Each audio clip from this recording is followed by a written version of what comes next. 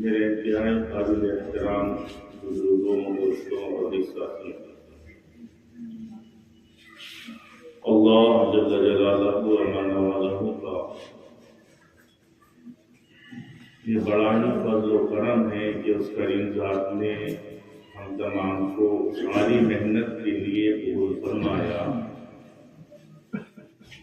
جس محنت کے لیے اللہ رب العزت مخصوص طور پر حضرات انبیاء علیہ السلام کا انتخاب فرمایا ہے۔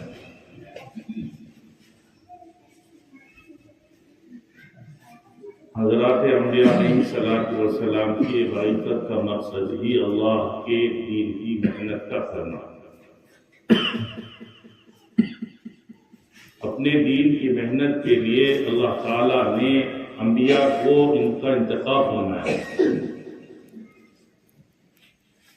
حضرت آدم علیہ نبینا علیہ السلام سے لے کر میرے اور آپ کے آقا تاجدار مدینہ، کالی کملی والے احمد مجتبی محمد مصطفیٰ جناب محمد رسول اللہ صلی اللہ علیہ وسلم تک کم و بیش 1,24,000 نبیوں کو اللہ نے دنیا میں بھیجا، اور اس محنت کو اللہ تعالیٰ نے نبیوں سے نبیوں کے زندگیوں کے اندر منتقل کیا۔ محنت نبی سے نبی کے زندگی میں منتقل کی، ایک نبی گیا دوسرا نبی آیا، اللہ نے نبی سے نبی کے زندگی میں اس محنت کو منتقل کیا۔ یہ سلسلہ حضور پاک صلی اللہ علیہ وسلم تک ہے، کیونکہ اللہ کے نبی جناب محمد صلی اللہ علیہ وسلم یہ آخری نبی ہے۔ آپ کے بعد ارے بولو نا مجھے آئیں گے، اللہ کے نبی کا فرمانا انا خاتم النبی لا نبی بعدی، میں آخری نبی ہوں، میرے بعد اب کوئی نبی نہیں۔ یہاں میرا اور آپ کا اس بات پر ایمان ہے کہ اللہ کے علاوہ کوئی معبود نہیں، اللہ ہمارے رب ہیں، معبود ہیں، پالنہار ہیں، خالق ہیں، مالک ہیں، رازق ہیں، اور محمد رسول اللہ صلی اللہ علیہ وسلم یہ اللہ کے نبی و رسول ہیں۔ جہاں ایمان ہے وہاں پر اس بات پر بھی ایمان ہے کہ آپ صلی اللہ تعالی علیہ وسلم اللہ کے آخری نبی اور رسول، نبی اور رسول بھی ہیں اور آخری بھی ہیں۔ آپ کے بعد اگر کسی نے دعویٰ کر دیا تو جی وہ جھوٹا اور کذاب ہے نا، اس کو مانو گے؟ نہیں مانو گے۔ جس نے بھی دعویٰ کیا وہ جھوٹا ہے اور اس کی تحقیق کرنے والا اسلام سے خارج ہے۔ ہم کو اس کی تحقیق کی بھی اجازت نہیں ہے کہ ہمارا ایمان ہے نا کہ نبی آخری ہیں، نبوت کا دروازہ اللہ نے اپنے نبی پر بند کر دیا، تو پھر یہ نبوت والا کام، نبیوں والا کام اللہ نے کس کے سپرد کیا، کس کے زندگیوں میں منتقل کیا؟ جی امت محمدیہ صلی اللہ علیہ وسلم کے امت کے محمد صلی اللہ علیہ وسلم کے امت کے ہر کس ناکس کے زندگی میں منتقل کیا۔ ایسا نہیں کہ پڑھے لکھے کے اور جو ہے عالم کے اور شہری کے اور عربی کے زندگیوں میں منتقل ہوا، نہیں بلکہ ہر کس ناکس کے زندگی میں منتقل کیا۔ ہر کس ناکس کی زندگی، ہر شخص اس امت کا ہر فرد ذمہ دار ہے، اس کی زندگی یہ ذمہ داریوں والی زندگی ہے۔ امت محمدیہ کے ہر فرد کی زندگی یہ ذمہ داریوں والی زندگی ہے، ہر فرد کی۔ اس لیے مولانا الیاس صاحب رحمۃ اللہ علیہ فرماتے تھے کہ ایک فرد امتی پر سارے امت محمدیہ کی ذمہ داری کہ پوری امت کا ذمہ دار ہے، پوری امت کا ذمہ دار ہے، اور پوری امت پر ایک فرد امتی کی ذمہ داری ہے کہ ہر وقت ہر فرد ذمہ دار ہے، ہر فرد۔ اسی لیے اللہ تعالیٰ نے ہر فرد امتی کو صلاحیتوں سے نوازا، اس کی زندگی جہاں ذمہ داریوں والی ہے وہاں صلاحیتوں والی ہے کہ وہ کوئی نہیں رہتا کہ کسی کے اندر کوئی صلاحیت نہیں ہے. اللہ نے الگ الگ صلاحیتوں سے اس کو نوازا. کسی کو سمجھانے کی صلاحیت دیا تو کسی کو بات کرنے کی صلاحیت دیا تو کسی کو رونے کی صلاحیت دیا تو کسی کو محنت کرنے کی صلاحیت دیا تو کسی کو قرض کرنے کی صلاحیت دیا, کسی کو کمانے کی صلاحیت دیا, کسی کو کھلانے کی صلاحیت دیا, کسی کو مانگنے کی صلاحیت دیا, کسی کو دینے کی صلاحیت. اور یہ کس لیے دیا؟ تھوڑا سا بات سمجھنے کی ہے, تھوڑا سا بات سمجھنے کی ہے. یہ صلاحیت کس لیے ملی؟ کہ ذمہ داریوں کو پورا کرنے کے لیے. اس لیے ہمارے گھر میں کوئی پروگرام رہتا تو ذمہ داری کس کو دیتے؟ جس کے اندر کچھ صلاحیت ہوتی ہے نا. بے صلاحیت کو ذمہ داری دیتے کیا؟ ارے نہیں بولے کچھ کام کا نہیں بابا, تو ٹرین پہ کھا اور جا, ایسی نا. اللہ کی نظر میں اس امت کا کوئی فرد بے صلاحیت ہے ہی نہیں. اس لیے دیکھو یہ کام جو ہے عمومیت کے ساتھ ہے اور امت کے ہر فرد کے ہر طبقے کے اندر ہے. کوئی طبقہ چھپا ہوا ہے, چھٹا ہوا ہے کسی میں؟ حالانکہ زبان سے اور کان سے معذورین کے طبقے میں بھی کام ہے تاکہ ان کو بھی اللہ نے صلاحیتیں دی, کہ ان کی صلاحیتیں بھی اللہ کے دین پر لگے, کہ ان کی صلاحیتیں بھی ذمہ داریوں کے اعتبار سے لگے کہ وہ بھی ذمہ دار ہے.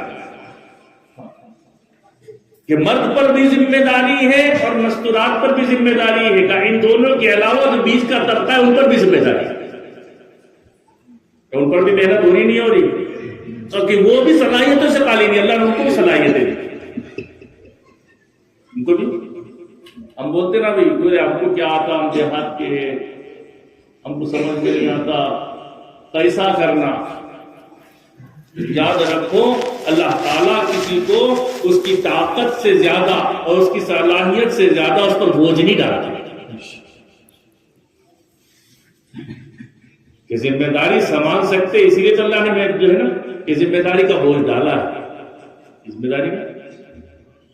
اور اسی پر اللہ تعالیٰ کے جو ہے بڑے بڑے انعامات کے وعدے ہیں,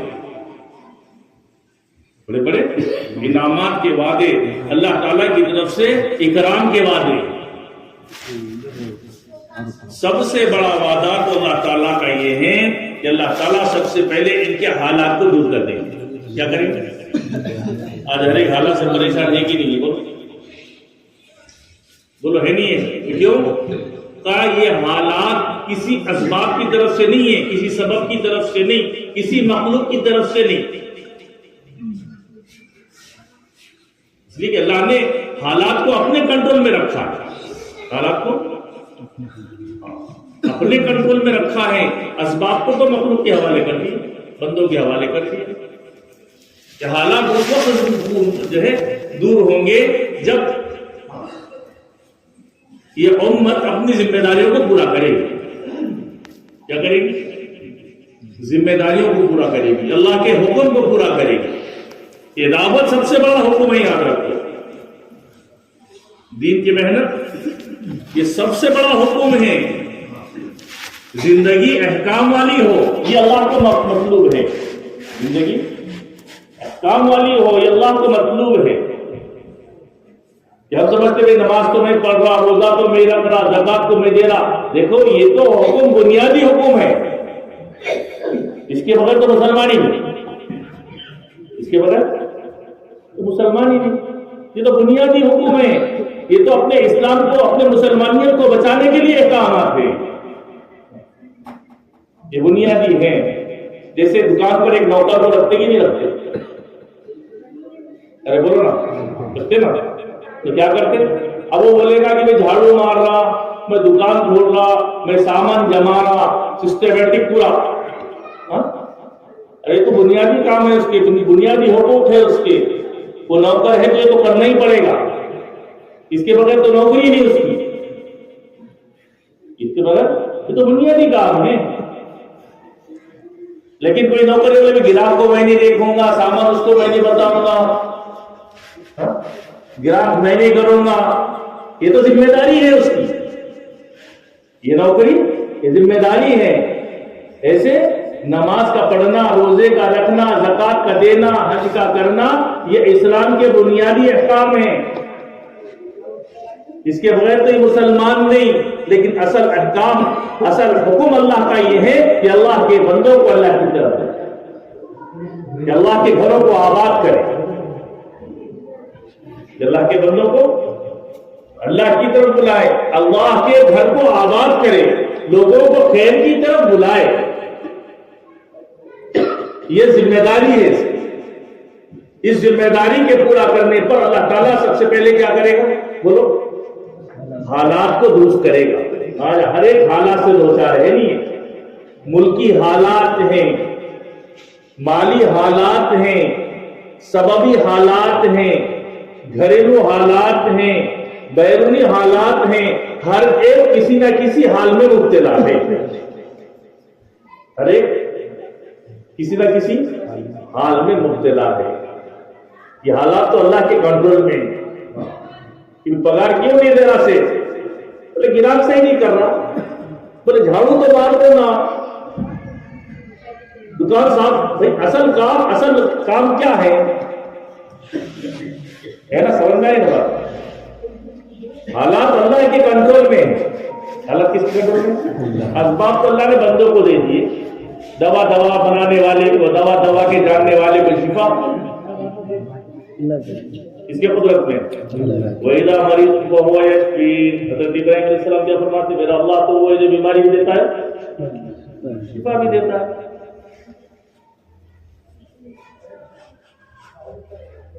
حالات کو دور کرنا یہ اللہ کی قدرت ہے، اور حالات کو اللہ تعالیٰ انہی کے موافقت میں کریں گے جو اللہ کے حکم کو پورا کریں گے۔ کیا کریں گے؟ اللہ کی جو ذمہ داری دی اللہ نے کہ چھوٹی چھوٹی باتوں پر اپنی صلاحیتوں کو برباد کر، ذرا سی بات پر، یہ چند چھوٹے سکے جو ختم ہونے والے ہیں، یہ دنیا کی چیزیں جو چھوٹنے والی ہیں، ان پر ہماری اپنی صلاحیتیں لگ رہی ہیں۔ حالانکہ یہ صلاحیت اللہ نے، اللہ نبی کو بھیجتا، نبی کو بھیجنے کے بعد نبوت اس وقت تک نہیں دیتا جب تک اس سے صلاحیتیں پیدا نہ ہو، اور نبی کو اس لیے 40 سال سے پہلے نبوت نہیں ملی۔ لیکن امت محمدیہ کا حال پر یہ کہ بالغ ہونے سے لے کر موت تک کے ذمہ دار ہے، اللہ نے ذمہ داری ڈال دی اس کے اوپر۔